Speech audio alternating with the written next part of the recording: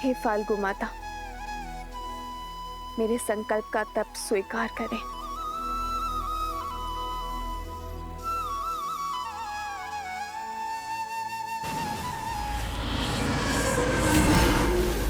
वो देखो, मकरासुर की सेना आ गई है।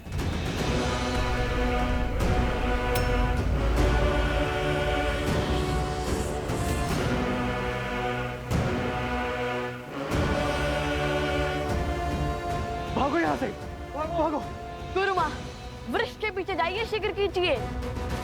मंदोरी, मैंने संकल्प लिया है, जब तक मेरा तप पूर्ण नहीं होगा मैं यहाँ से नहीं हिलूंगी। आप सब जाइए। जाइए जाइए, जल्दी जाइए।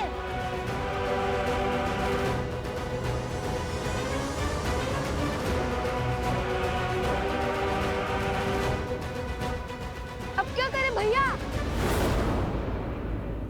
वही जो धर्म कहता है। कुश, तुम यही माता के पास रुको, मैं इनकी रक्षा करता हूँ। ला, सबकी सुरक्षा करना। जी माता।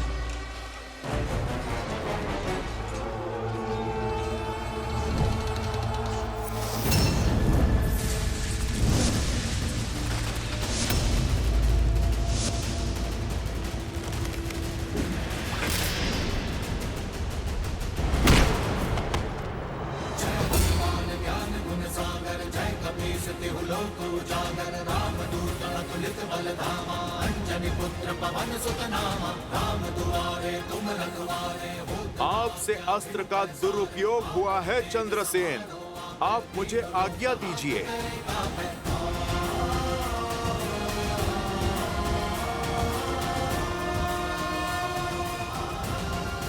जय श्री राम।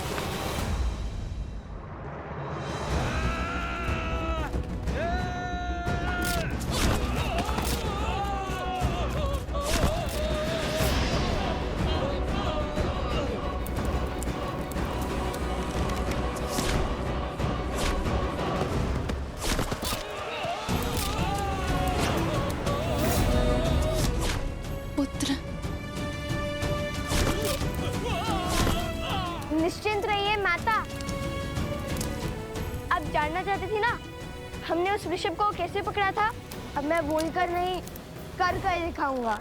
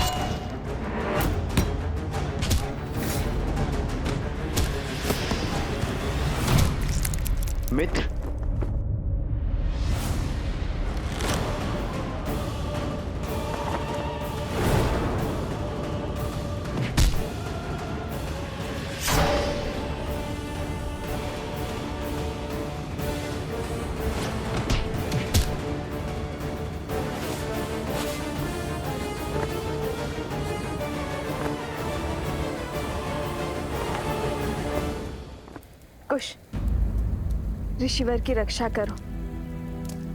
मैं सुरक्षित हूँ। किंतु माता, भैया का आज्ञा था कि भैया की आज्ञा नहीं, अपनी माता के आदेश का पालन करो। ऋषिवर की रक्षा करो और अपने मित्रों को बचाओ। अपनों से पहले अपने लोगों की रक्षा करना तुम्हारा दायित्व है। जाओ।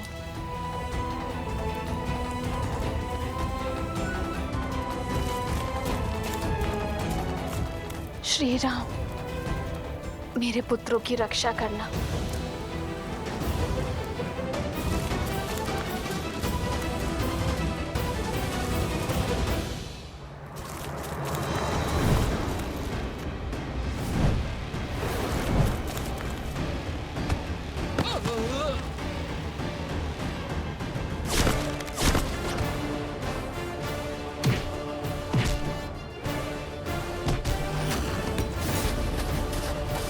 मुझ तक पहुंचना ही दुर्लभ है वानर।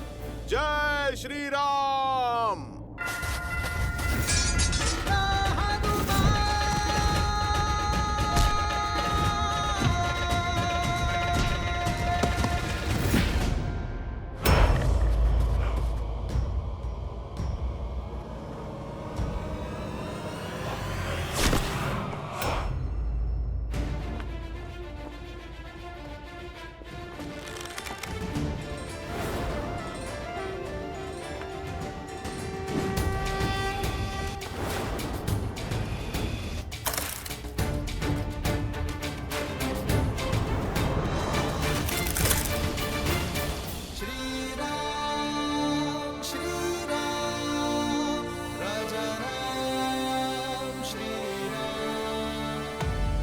श्री राम ने तुम्हें मृत्यु नहीं दी। जानते हो क्यों? क्योंकि तुम्हारा अंत मेरे हाथों होगा।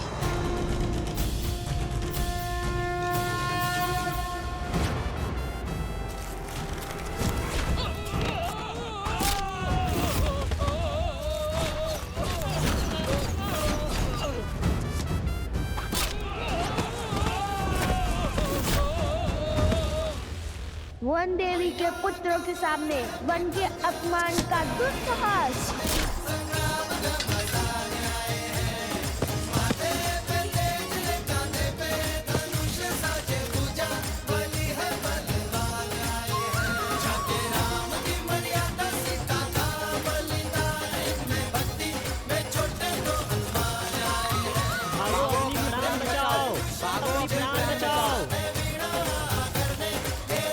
अरे भाग पा रहे हो, रुको।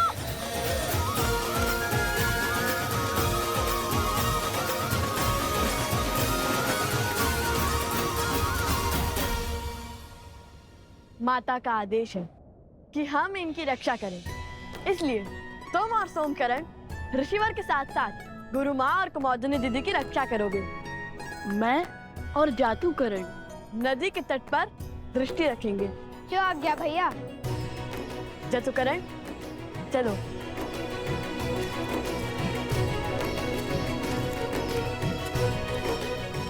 अगर शांडिल्य होता तो कितना अच्छा होता। हमारी वीरता देख उसे विश्वास हो जाता कि हमसे बड़ा कोई राम भक्त नहीं है। देखा ना आपने, कितना सटीक लक्ष्य भेजा मैंने। अच्छा, एक लक्ष्य साधने से सबसे बड़े राम भक्त बन गए। और क्या, माता कहती है जो अपने आराध्य अपनी पूज्य का गुणगान करता है वो तो भक्त होते ही हैं, और परम भक्त वो होता है जो अपने ईश्वर के गुणों को व्यवहार में ग्रहण करते हैं। उचित कहा कुश। गुणगान और गायक तो मैं हुई सर्वश्रेष्ठ, बाकी सब गुणों के लिए भैया है ना।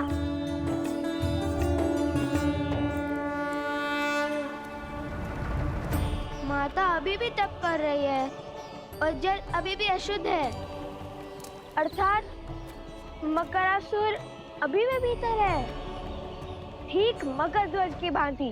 मकर ध्वज? हाँ, मकर ध्वज। सुनाऊं इसकी कथा? हाँ, सागर का रक्षक मकर ध्वज, आधा वानर आधा मकर, जिसे केवल श्री राम के भक्त हनुमान हरा सकते थे। और कहानी का विचित्र मोड़ जानते हो? वह साक्षात हनुमान जी के पुत्र थे।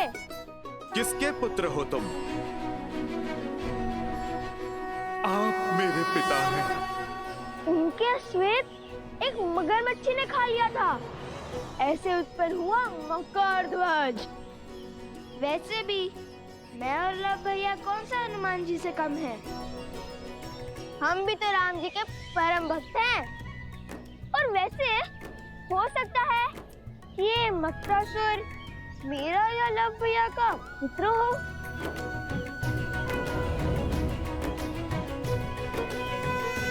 देखो देखो, ऋषिवर जाग गए।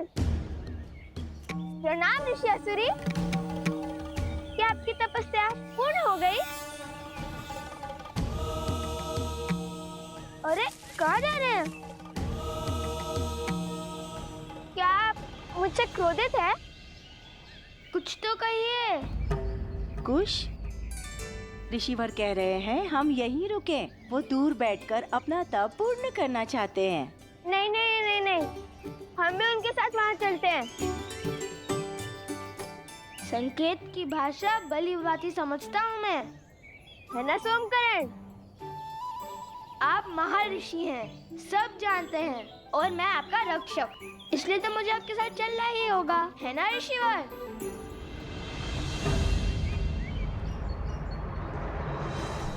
वर्षों से तप में लगा हूं। आंधी, बाढ़, असुर भी मेरे तप को तोड़ने में सक्षम नहीं हुए, किंतु तुम उनसे भी अधिक शक्तिशाली हो।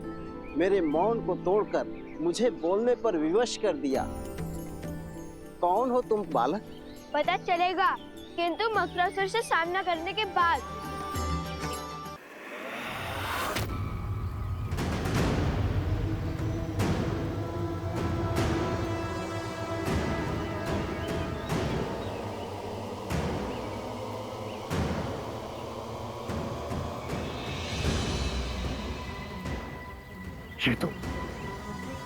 ये तो मानव का रक्त नहीं है। जानता हूं मैं, ये मेरे राक्षसों का लहू है। ये सब उन्हीं का किया धरा है, राम के पुत्रों का। मैंने कहा था उन्हें पकड़ना सरल नहीं है, बड़े पराक्रमी है दोनों। अभी तुम्हारा ये भ्रम मिटाता हूं। अब ये फल्गु नदी इनके रक्त से लाल होगी। मैं उन्हें मेरे पास आने पर विवश कर दूंगा।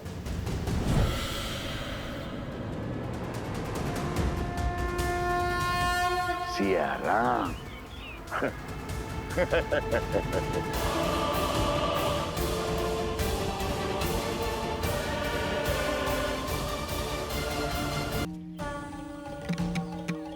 प्रणाम ऋषि असुरी, क्या आपकी तपस्या पूर्ण हो गई? अरे कहाँ जा रहे हैं? क्या आप मुझसे क्रोधित है? वर्षों से तप में लगा हूं। आंधी, बाढ़, असुर भी मेरे तप को तोड़ने में सक्षम नहीं हुए, किंतु तुम उनसे भी अधिक शक्तिशाली हो। मेरे मौन को तोड़कर मुझे बोलने पर विवश कर दिया। कौन हो तुम बालक? पता चलेगा, किंतु मकरासुर से सामना करने के बाद। देखते हैं किसे पिता कहकर पुकारता है वो। तुम विवाहित हो? ना ना ना ना, ना हम विवाहित हैं और ना श्री राम के भक्त हनुमान जी। कथा सुनाने का समय नहीं है। अयोध्या जाकर हनुमान जी को थोड़ा आराम देंगे। उन्हें श्री राम के चरणों से हटाकर मैं और मेरे भैया बैठ जाएंगे। लगता है आप समझे नहीं, रहने दीजिए।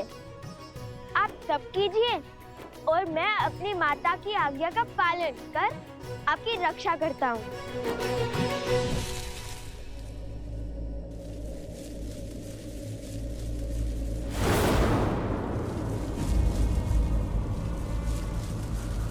ये वृक्ष तो सूख रहा है। अर्थात मकरासुर निकट है। ये उसी का प्रकोप है।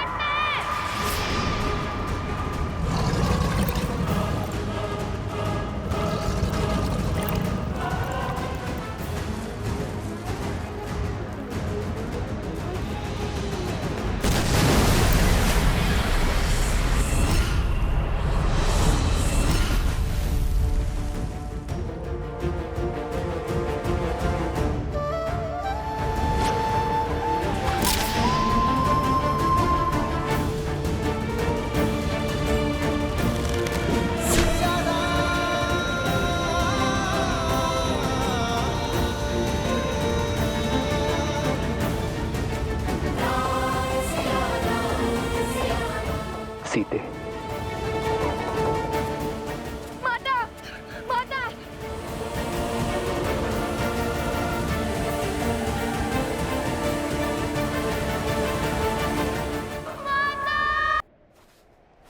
ये कैसा अनर्थ है पिताश्री?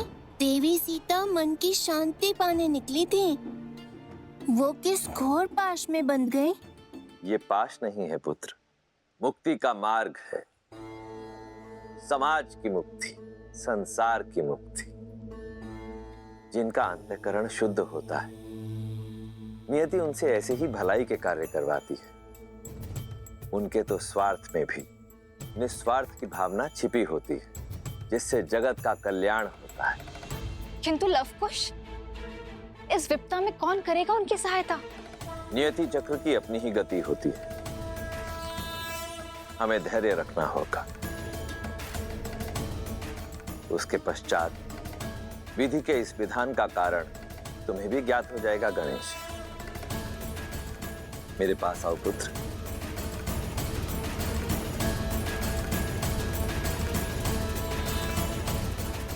वन देवी, वन देवी, माता, वन देवी।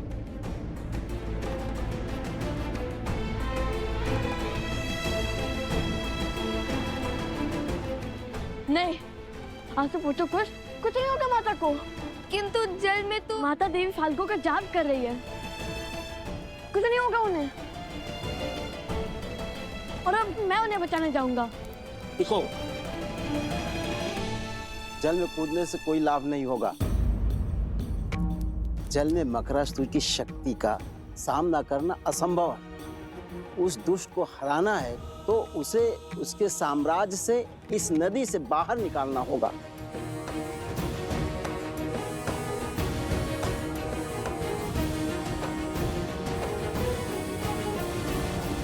अभी तक अधर्म की विजय हुई नहीं है, किंतु धर्म के पास समय कम है। हर गिरते पत्ते के साथ मकरासुर की शक्ति और उसका प्रकोप बढ़ रहा है। शीघ्र तुम्हारी माता को इस विषैले जल से बाहर निकालना होगा।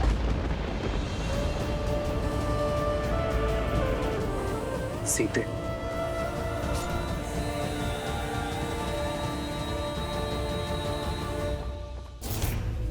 ये अस्त्र अगर इसको चीर सकता है, उसको भी मार सकता है। ये आज स्पष्ट हो गया कि ये नर है, नारायण नहीं।